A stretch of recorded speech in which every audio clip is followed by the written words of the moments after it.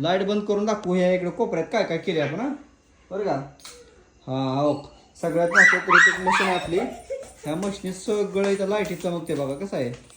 आणि हे का बस, आणि इथलं बघा इथं डेकोरेशन सगळं पूर्ण फायनल झालंय. तर ही अशी सजावट केली इथं मस्तपैकी एकदम चकुटमध्ये का ना ग. आणि इथं बघा आम्ही काय केलंय, इथं पाण्याची वाफ आहे का नाही ग शिवानी, काय येतंय पाण्याची वाफ. हा इथं पाण्याची वाफ येते. आता गणपती बाप्पा आले की मस्तपैकी इथं बसवायचे आपल्याला का नाही ग शिवानी.